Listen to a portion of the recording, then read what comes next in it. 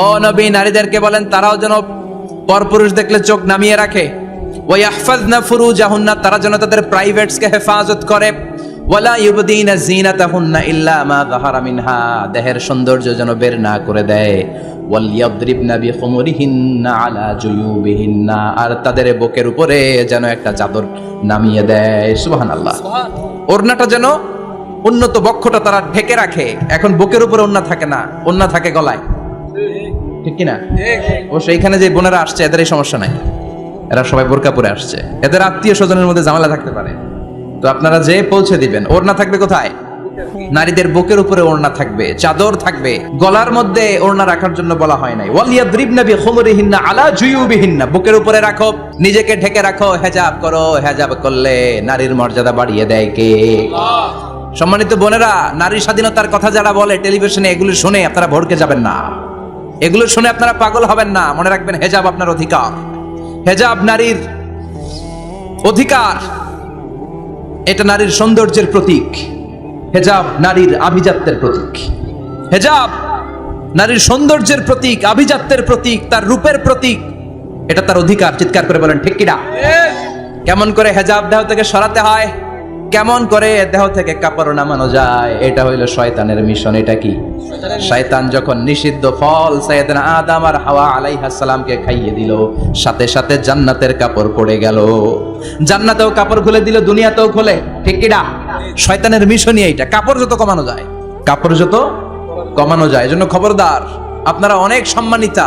খেয়াল রাখবেন, পৃথিবীতে যে জিনিসের মর্যাদা যত বেশি, সম্মান যত বেশি, যেটা যত বেশি দামি, ওইটা তত বেশি প্যাকেটের ভিতরে থাকে, ঠিক কিনা? ঝিনুকের ভিতরে থাকে মতি, মতি খোলা থাকে না। স্বর্ণ অলংকার, স্বর্ণের দোকানে যখন যাবেন দেখবেন শাটারের সামনে এত বড় বড় তালা, অন্য দোকানে এত মোটা তালা নাই। আবার যেখানে গ্লাস ফিটিং করা স্বর্ণ রাখা হয়, ওইখানেও কয়েকটা লকার সিস্টেম আছে না নাই? ঘরে যখন আমরা অর্নামেন্টস রাখি, গহনা রাখি, ঘরের সবচেয়ে গোপন কক্ষের ভেতরে, গোপন আলমারির ভেতরে, গোপন সিন্ধুকের গোপন ড্রয়ারের ভেতরে কয়েকটা তালা মেরে স্বর্ণ রাখি। যেরকম ঠিক কিনা? 50,000 টাকার বান্ডিল নিয়ে যখন রাস্তায় বেরোয়, কেউ হাতে নিয়ে বেরোয় না, এমনি দেখা যায় না। এই যে দেখেন 50,000, কখনো কাউরে 1000 টাকার নোট ধরেন, এটা 1000 টাকার নোট, 1000 টাকার নোট, কথা কয় না, 1000 টাকার নোট। এটা কাউরে দেখবেন যে 1000 টাকার নোটটারে এইভাবে কইরা এদিকে অর্ধেক আর এইভাবে রেখে রাস্তায় হাঁটতেছে। কোনো পাগলও হাঁটবে? কোনো পাগলও হাঁটে না, কারণ দামি জিনিস। এটার হেজাব লাগবে, এটার নেকাব লাগবে, এটাকে প্যাকেট করতে হবে, এটাকে প্রিজার্ভ করতে হবে। এজন্য যে নারীরা হেজাব করে তারা কোনোদিন ইফটিজিং এর শিকার হয় না। চিল্লায় বলো ঠিক কিনা? হেজাব যারা করে তারা বিপদে পড়ে না, কারণ হেজাব করলে এক একটা নারীকে জান্নাতের হুরপরির মতো লাগে, ঠিক কিনা? সম্মানে মাথাটা নিচু হয়ে আসে, তাকাতে গেলেও ভয় লাগে। আল্লাহু আকবার, কি সম্মান আল্লাহ দিলেন! এজন্য আমার মায়েরা বোনেরা, আপনাদের সম্মান রব্বুল আলামিন হেজাবের ভেতরে রেখেছে। হেজাব হচ্ছে আপনার সিকিউরিটি। হেজাব কি? এটা আল্লাহর দেয়া আপনার জন্য সিকিউরিটি। আপনি আপনার সিকিউরিটিকে নষ্ট করতে পারবেন? এজন্য ইসলাম বলে, খবরদার, নারী যদি কোনো দূরের জায়গায় সফর করে, দূরের রাস্তায় সফর করে, নারী যেই তো সম্মানিত, একা একা কোনো নারী যেতে পারবে না। সিকিউরিটির দরকার আছে না নাই? বডিগার্ডের দরকার আছে না নাই? কেউ যখন বাংলার জমিন থেকে মক্কায় উমরা করতে যায়, মাহরাম পুরুষ না থাকলে তারে ভিসা দেয়, কারণ সম্মানিতা, বডিগার্ড লাগবে। জানেন এটা? মাহরাম পুরুষ যদি না থাকে, এই মাহরাম হচ্ছে বডিগার্ড। মাহরাম পুরুষ না থাকলে উমরার ভিসা হয় না, হজের ভিসা হয় না, কারণ লম্বা সফর, আর যে সফর করবে সে সম্মানিতা। সম্মানিতা নারীর জন্য সিকিউরিটির দরকার আছে না নাই? বডিগার্ড লাগবে কি লাগবে না? কি সম্মান ইসলাম আমাদেরকে দিল বুঝলামই না আমরা। আপনাদেরকে প্রোটেক্ট করার জন্য, আপনাদের সিকিউরিটি এনশিওর করার জন্য আল্লাহ তাআলা হেজাবের বিধান দিয়েছে। চিল্লায় পড়েন সুবহানাল্লাহ। এজন্য নারীর সম্মান, নারীর মর্যাদা রব্বুল আলামিন হেজাবের ভেতরে দিয়েছে। আবার নারীর মধ্যেও হেজাবের তারতম্য আছে না নাই? যাদের বয়স বেশি তাদের হেজাব কম, যাদের বয়স কম তাদের হেজাব বেশি। সুবহানাল্লাহ, কি ব্যালেন্স! কিন্তু রাস্তায় দেখবেন নানির হাতে হাত মোজা, নানি নাতনি, নানির হাত মোজা আছে, পা মোজা আছে, গায়ে বোরকা আছে 2টা, সাথে ষোড়শী অষ্টাদশী তরুণী তন্নি যুবতী নাতনিটার বুকের মধ্যে কাপড় নাই, গলায় আছে ওড়না, আছে না নাই? তার মানে পুরাই উল্টা। দরকার ছিল নাতনির হাতে মোজা, পায়ে মোজা, দুইটা বোরকা। হালকা কাপড় পরে নানি বের হইছে, সমস্যা নাই। কোন রকম চাদর গায়ে দিয়ে নানি বের হইছে, সমস্যা নাই। কিন্তু নাতনির গায়ে বোরকার দরকার আছে না নাই? হাত মোজা, পা মোজার দরকার আছে না নাই?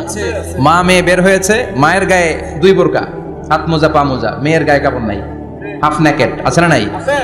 নানির দিকে তাকাবে কে? উনি তো এক্সপার্ট, উনি কি ডেট শেষ।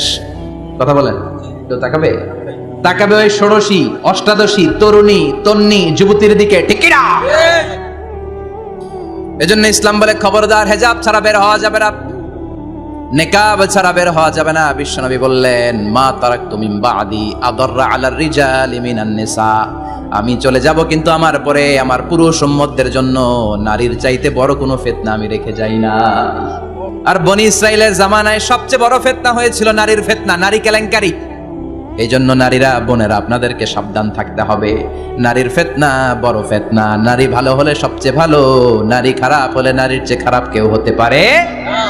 এজন্য নারীদের জন্য আল্লাহ কিছু মডেল দিলেন, নারীদের জন্য আল্লাহ কিছু আদর্শ পাঠালেন, নারীদের জন্য আল্লাহ শিক্ষণীয় মহীয়সী কিছু নারীর জীবনী দিলেন। বললেন, এই জীবনীগুলো পড়ো, তোমাদের জীবনটারে উজালা করে দিবে কে? আল্লাহ বললেন, দরাবাল্লাহু মাসালাল লিল্লাযিনা আমানু ইমরাতা ফিরআউন। গোটা বিশ্বের সব নারীদের জন্য রব্বুল আলামিন কুখ্যাত সন্ত্রাসী ফেরাউনের বউকে মডেল বানিয়ে দিয়েছে। সুবহানাল্লাহ পড়েন। সুবহানাল্লাহ। কাফেরের বউ মুমিন নারীদের মডেল, আবার নবীর বউ কাফের নারীদের মডেল, আছে না নাই? নূহ আলাইহিস সালাম আল্লাহর সব চাইতে প্রিয় নবী, প্রিয়দের একজন, কিন্তু তার বউ কাফেরদের মডেল। আর কুখ্যাত সন্ত্রাসী ফেরাউন, তার বউ আসিয়া মুমিন নারীদের মডেল। আল্লাহু আকবার।